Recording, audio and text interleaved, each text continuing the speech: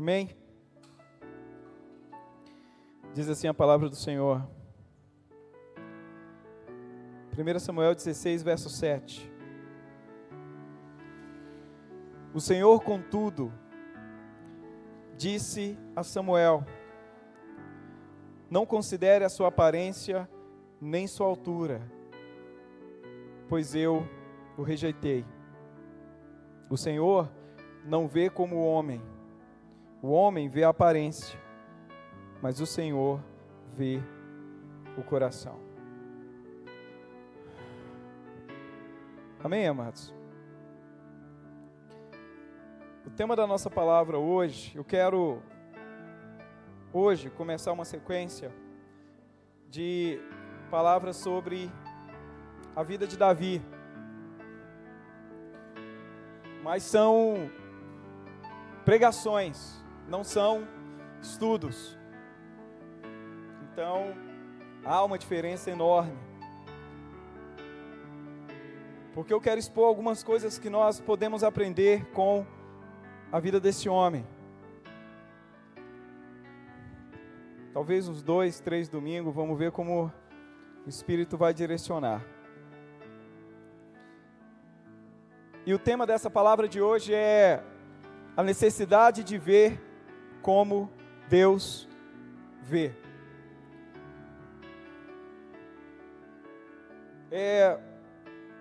Eu não sei se você estão aqui essa noite, já experimentaram aquela sensação de esperar ansiosamente por alguma coisa, por algo, e esse algo não acontecer. Um telefonema informando que você foi escolhido para o emprego. Ou talvez encontrar o seu nome na lista dos aprovados. Eu tenho certeza que todos nós que estamos aqui, nós já passamos por essa sensação, querido, de uma ligação que nunca veio. Por essas e outras questões. Um telefone que a gente esperava e nunca tocou, talvez no momento que a gente precisava de ajuda, talvez no momento em que a gente precisasse de socorro, talvez quando a gente precisava de um emprego. Mas aí a ligação nunca veio. E aí o pior de tudo é acontecer isso, e aí depois surgir alguns comentários por aqueles que estão em nossa volta. Poxa, coitado dele. Ele não foi aprovado. Coitado dela, ela não foi lembrada. Ele não foi achado suficiente. Ou a versão bíblica para esse comentário: ele está cuidando de ovelhas. E diferente, amados, do que muita gente pensa, até mesmo porque não lê, a história de Davi não começa no confronto com Golias. A história de Davi não começa naquela batalha. A história de Davi, ela começa na ansiedade do coração de um sacerdote, que caminha puxando um novilho na direção de Belém. É aqui que começa a história de Davi. Com esse homem chegando em Belém. E aí as pessoas vão vendo aquele homem chegando e começam a comentar: cara, é Samuel. Samuel? Aqui? O profeta escolhido, o sacerdote escolhido por Deus, aqui? Aquele que a mãe dele, Ana, levou ele para o templo, logo quando ele era pequenininho ainda, para servir na casa do Senhor, para ser discípulo do sacerdote Eli. Esse Samuel, olha lá ele lá chegando aqui em Belém. Não é possível, cara. Aquele Samuel que viu os filhos de Eli, sabe, pecarem dentro do templo, na casa do Senhor, e não se contaminou, esse Samuel. Aquele Samuel que proveu espiritualidade para Israel, querido, quando o povo estava totalmente disperso. Aquele que ungiu um rei, quando Israel clama por um rei. Saul é o nome desse cara. Esse Samuel. E aí, por causa desse nome agora, querido, Samuel caminha na direção de Belém. O velho sacerdote caminha na direção de Belém, querido. Por quê? Porque o rei se tornou um asno psicótico. Um líder miserável. Um rei que a cada dia que passava tinha o coração mais duro. Um rei que aos olhos de Deus não era nem mais rei. Você não precisa ler comigo, mas olha só o que o Senhor diz para Samuel. 1 Samuel 16:1.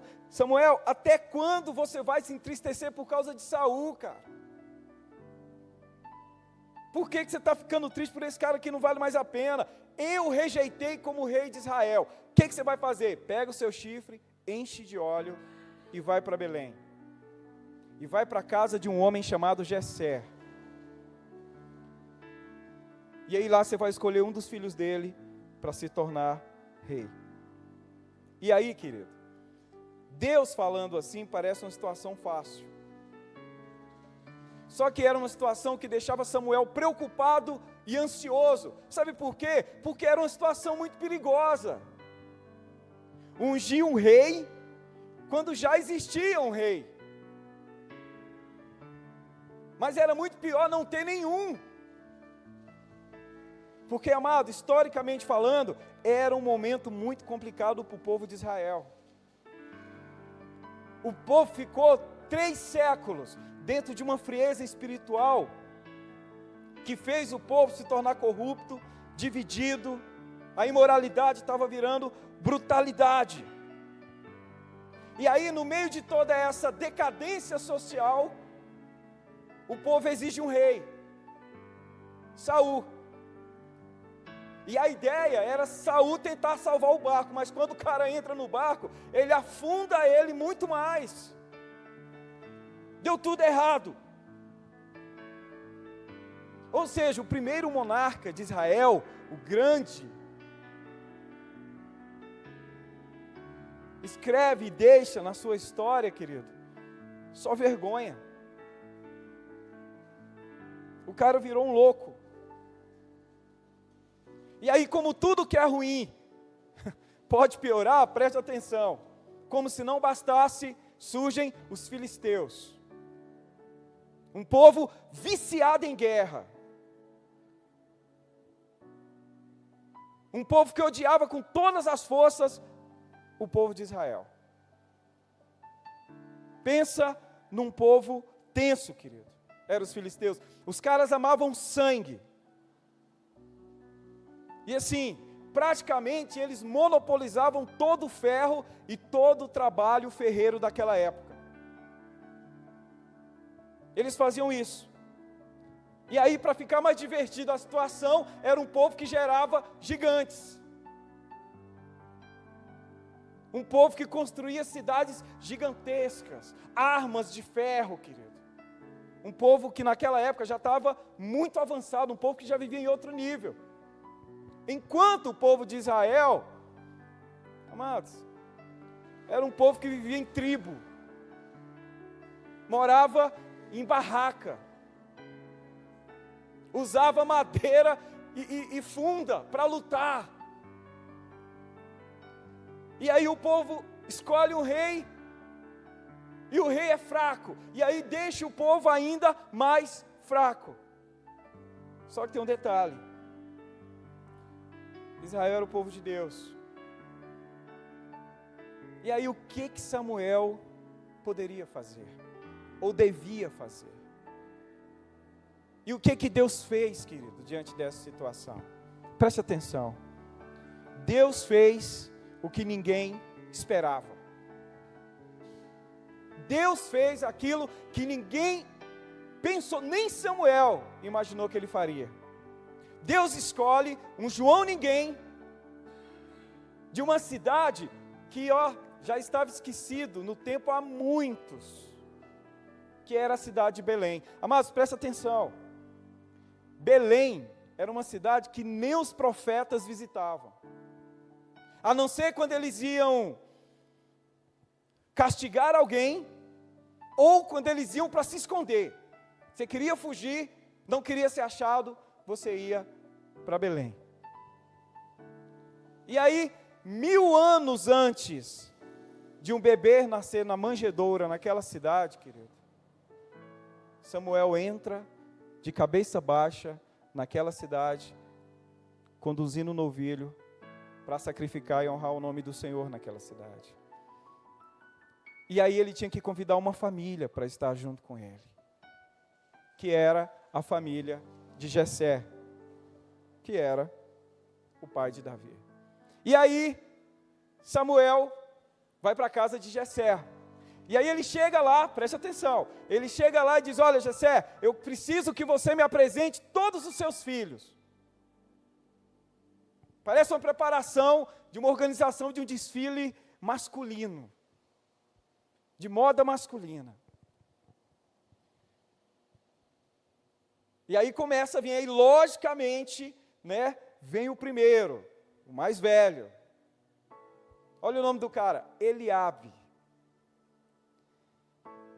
Pensa, amados, viaje comigo, tá? Hoje a gente nem precisa falar assim, não se preocupe com a pessoa que está do seu lado, né? Viaje comigo. Pensa num cara bonitão, o bonitão da vila, saradão, estilo The Rock, né?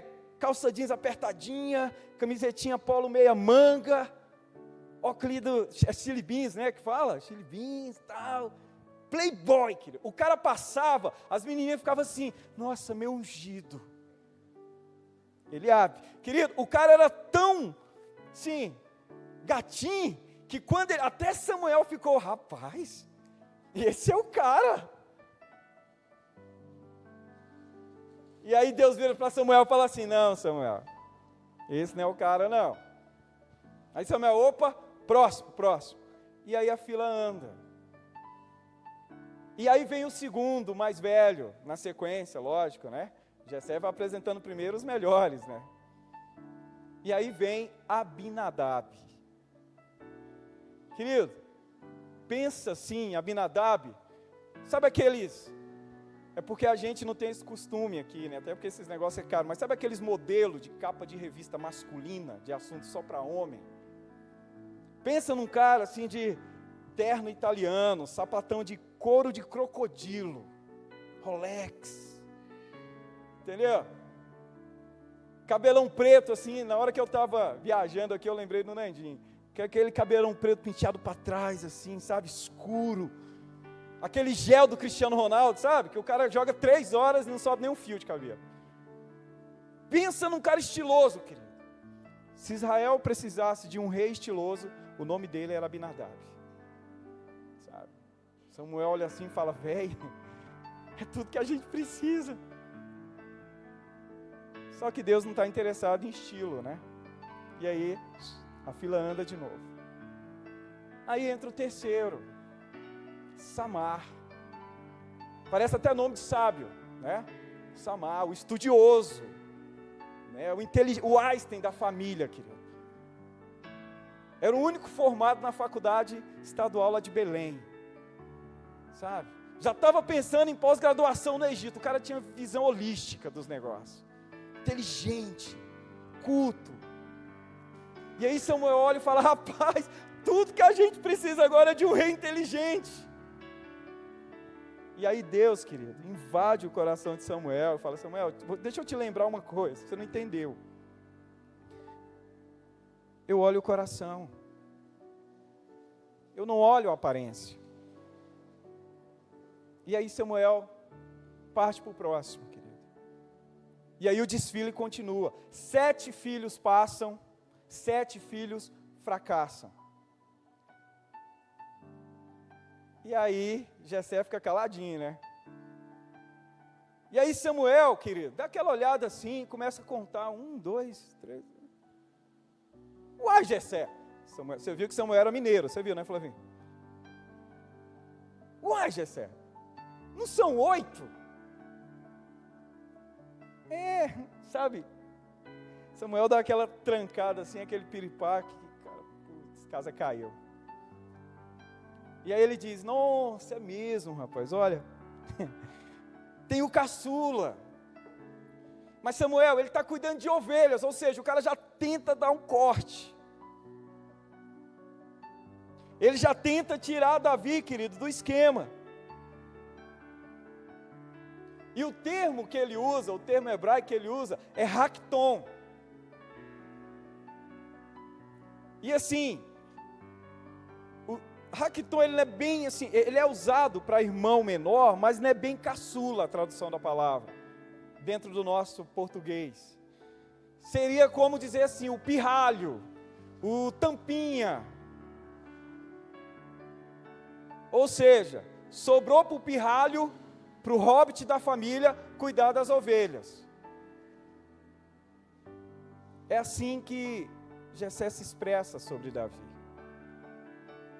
Querido, Davi, as escrituras têm 66 capítulos contando a história desse cara. 66. Ele só perde em referência bíblica para Jesus. Para Jesus. O Novo Testamento cita Davi 59 vezes. Nem Isaías, que é chamado do profeta messiânico, é tão citado. O Filho de Deus vai ser chamado Raiz de Davi, ou Filho de Davi. O cara que escreveu mais salmos na história de Israel, querido. O povo amava Davi. O povo referenciava Davi, até hoje. Por isso que o Nandinho anda de estrela, ele não é judeu, mas anda de estrela no peito aí, ó. Davi, querido, o povo, esse mesmo povo que amava tanto esse cara, vai chamar ele de guerreiro, de rei, sabe, de menestrel, de matador de gigantes, de superman, o que for, super saiyajin, seja lá o que for. Mas hoje, esse grande homem, querido, não foi nem lembrado para o almoço de família. Ele foi totalmente esquecido pelos seus, querido. Ou simplesmente não fizeram questão de chamá-lo. E aí deixaram ele afastado, fazendo algo que ninguém mais queria fazer. A profissão de pastor, querido, naquela época, ninguém queria. Porque era uma situação muito complicada, você ficava isolado dias e dias. Porque ovelha é bicho difícil de cuidar, querido. Parece, né, uma certa semelhança. Né? Rejeite isso, rejeite isso. E aí estava lá Davi esquecido, numa cidade, querido, presta atenção, numa cidade que nem o Google ia querer mapear, que não valia a pena. Totalmente desconhecido do mundo, excluído pela família, mas lembrado por Deus, querido. E aqui, nesse ponto, soa um questionamento que nós constantemente ouvimos na vida e infelizmente ouvimos também dentro da igreja. Por que ele? Por que o pastor escolheu ele? Por que Deus escolheu esse cara? O que Deus viu nele? Ele não é nem qualificado. Amigos, amados, essas perguntas são muito doloridas. Sabe? Porque assim, afinal de contas, amados, de verdade, muitos de nós, sei lá, ou talvez todos nós, fomos encontrados na mesma situação de Davi, na exclusão, dentro da nossa própria casa, pelos nossos. Entende isso? Talvez você não seja convidado por alguma coisa porque você tem muitos filhos. Você tem o gene de Abraão em você. Pai Abraão tem muitos filhos. Não resisti. Mas isso é tenso. Talvez você não seja julgado como alguém chato, e aí você é cortado, excluído, querido. Mas todos nós cansados, sabe, de sermos classificados pelos metros quadrados da nossa casa, ou pela marca do nosso carro, ou pela roupa que a gente veste. E aí, sabe o que é interessante nisso? Existe as duas pontas. Gente que te julga porque você tem, ou porque você não tem. Mas são pessoas que não enxergam o seu coração, amados. Você já viu como a gente que é meio quebradinho e tal, quando você encontra alguém que é rico, e o cara parece você humanamente falando, por que você fala? Nossa, ele é tão humilde. Como se humildade fosse um estado, sabe, de pobreza absoluto. Eu trago ele para o meu nível. Nossa, ele fala que nem eu. Ele senta e aí come o que tem. E o cara podia comer qualquer coisa. A gente também julga por esse lado. Porque a gente não conhece, querido, o coração. E aí sabe o que acontece? Pessoas são excluídas, ou elas mesmas se excluem.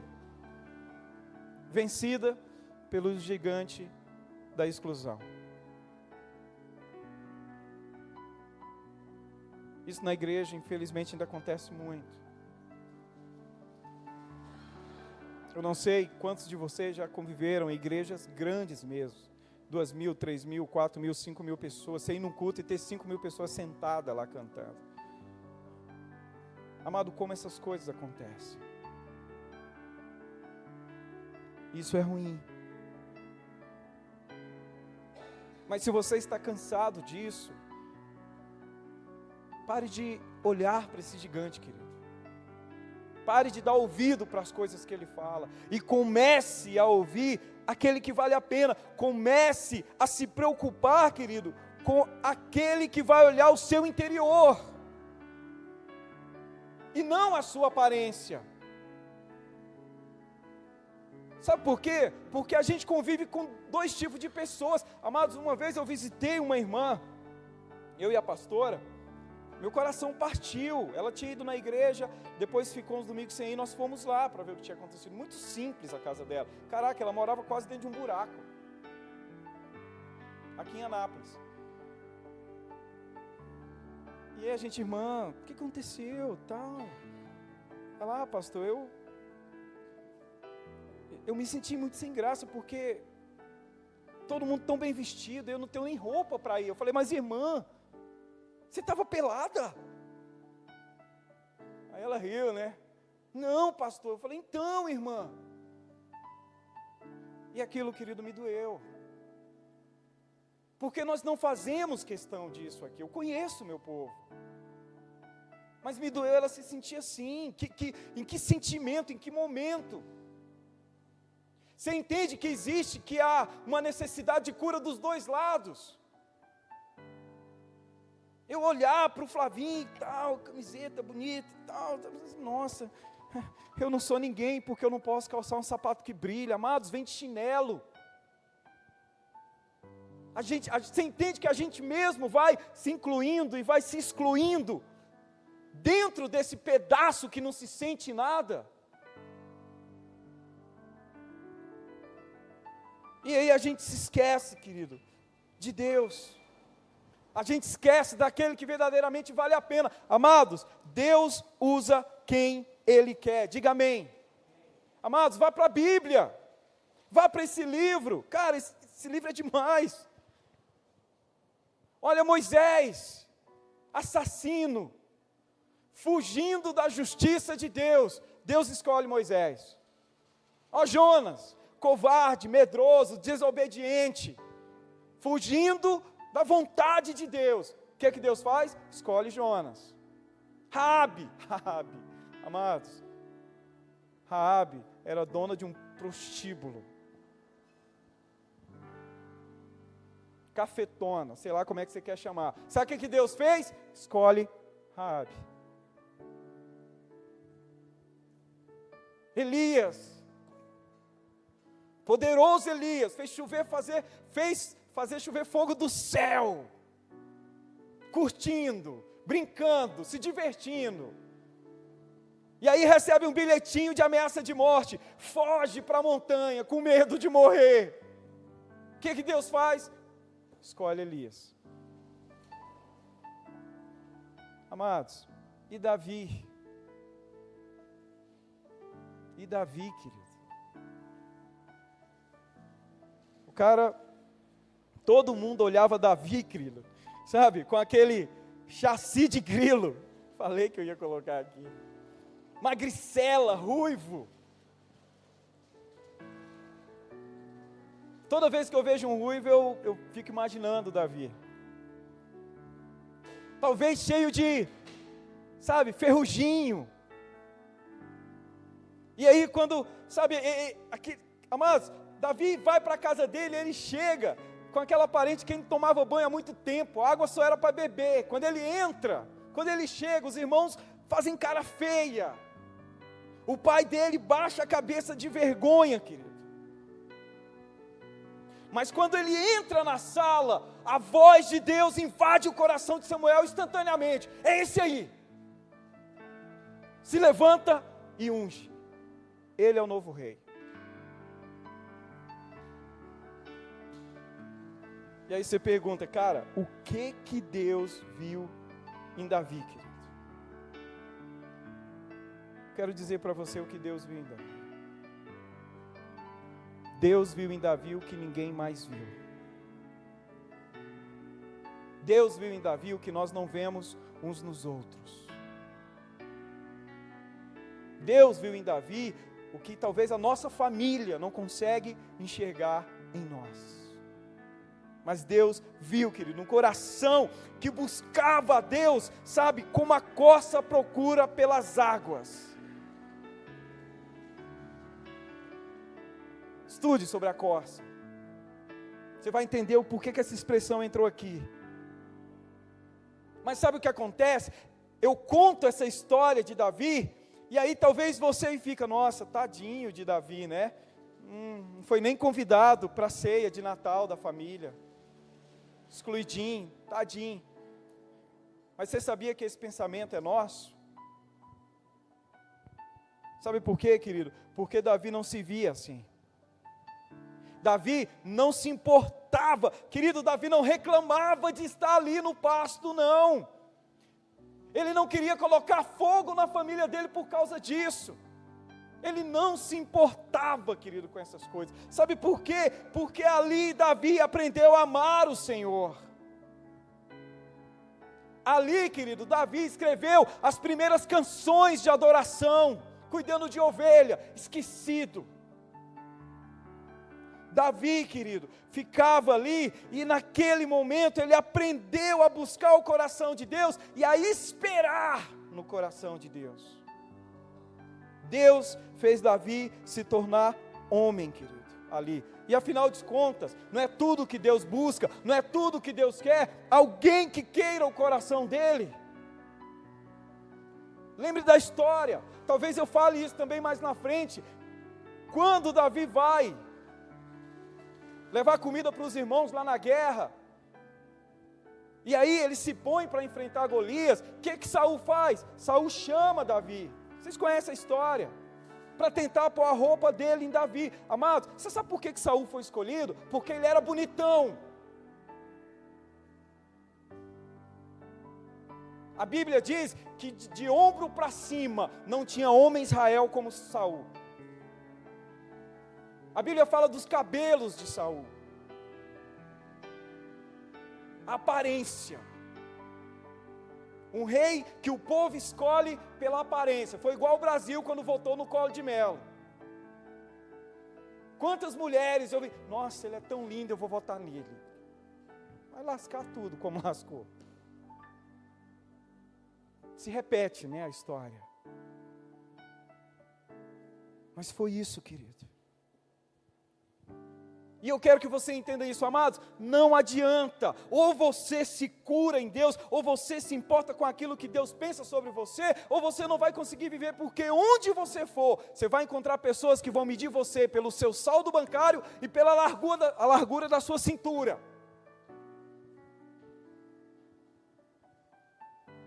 É engraçado falar nisso, agora eu não tinha pensado em falar nisso, mas ontem eu assisti um desenho com a pastora. É o novo desenho da família Addams. Muito interessante. E aí, nesse desenho, eles tratam justamente sobre isso. Uma mulher que é decoradora, e aí ela compra uma cidade para vender os apartamentos, e quer fazer todo mundo vestir igual, morar igual, todo mundo igualzinho, padrão. E aí chega os Addams lá. Vocês sabem como é que eles são. Você já viu algum filme dos Addams? Daquele jeito, querido. E aí tentam eliminar eles da face da terra. E geralmente é isso que as pessoas querem fazer com a gente. Quando a gente não entra no padrão da roupa, do penteado. E aí a gente sofre com as coisas ridículas que a gente vê na rua, pessoas que não se enquadram e tentam se enquadrar, é igual alguém gigante tentar entrar numa roupinha pequena. E moda, meu Deus do céu, é um negócio que, sei lá. Mas a gente é assim, querido. E a gente se esquece que Deus está examinando o nosso coração. E aí, preste atenção, quando Deus encontra um coração que o busca, independente da situação, querido, sabe o que Deus faz? Deus não resiste, Deus toma essa pessoa para Ele. Foi isso que Deus fez com Davi, foi isso que Deus viu em Davi, querido. E para falar a verdade, para encerrar aqui, foi isso que Deus viu em cada um de nós. Às vezes a gente cai nesse processo.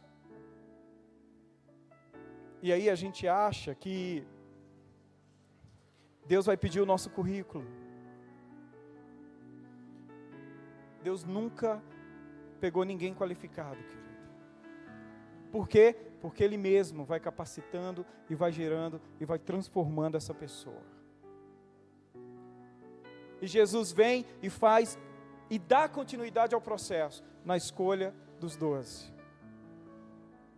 Ele sabia que Judas era um mala, ele sabia que Pedro era uma pedra, ele sabia que Mateus era trambiqueiro. O que ele fez? Escolheu. Ele sabia que Tomé era incrédulo. O que ele fez? Escolheu Tomé. E ele ainda visita e fala: Tomé, pode tocar. Porque ele sabia como era Tomé. Mas o Senhor viu o coração daqueles homens, querido, assim como Ele viu o nosso coração. Que nós possamos pedir a Deus que nos dê essa condição de enxergar, de ver as coisas como Deus vê, querido. E que nós estamos no mesmo barco, que nós estamos no mesmo nível e que nós estamos dentro da mesma situação. Necessitados e carentes, como o Fernando disse aqui no início, do perdão de Deus. Quem de nós chegou aqui hoje, querido, sem precisar do perdão de Deus? Quem de nós chegou aqui hoje sem que essa fosse a nossa primeira oração, a sentar e dizer: meu Deus, me perdoa porque essa semana foi tensa. Essa semana a minha oração foi: meu Deus, o bem que eu quero fazer eu não faço de jeito nenhum. Mas nós viemos, e aí Deus olha o nosso coração, e aí Ele diz: se preocupe com o que eu penso, e eu vou transformar você. Se preocupe com o que eu acho sobre você, porque eu vou transformar você. Eu vou arrancar algumas coisas, e vai até doer, mas você vai abraçar o meu amor em tudo isso. Os homens são impiedosos em seus julgamentos, em suas exigências, em suas cobranças, querido. Mas o Senhor vê o coração. O Senhor vê a aparência. Oh, perdão, o Senhor não vê a aparência. Obrigado, Serginho. E é por isso que nós estamos aqui, querido. É por isso que nós estamos aqui. E não importa a sua família, não importa a sua origem, não importa a sua descendência. Deus escolheu você. E talvez muitos desses que julgam você não serão escolhidos. Mas o meu desejo e a minha oração é que eles olhem para você e vejam Deus.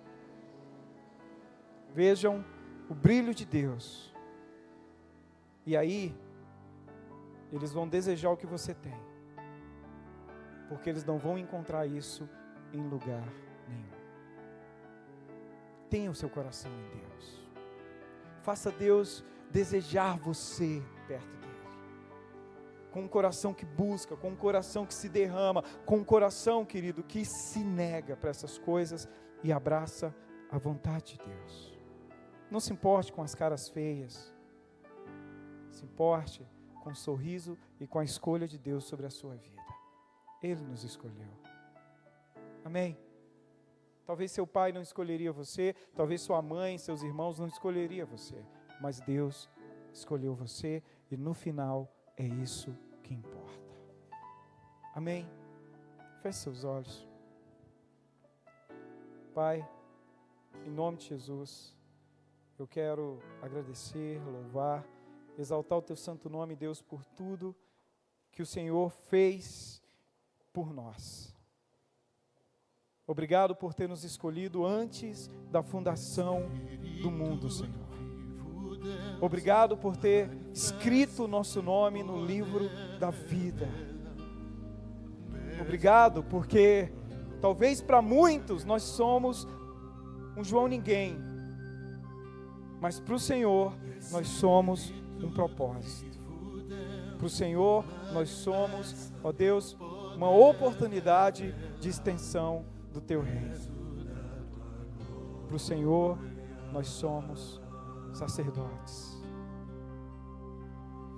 Que a tua glória se manifeste em nós. Que a tua presença nos cure. E que a tua palavra nos transforme. E que jamais, Senhor, esse gigante da exclusão venha alcançar o nosso coração. É o que eu te peço e te agradeço. Em nome de Jesus. Amém? Aleluia, querido.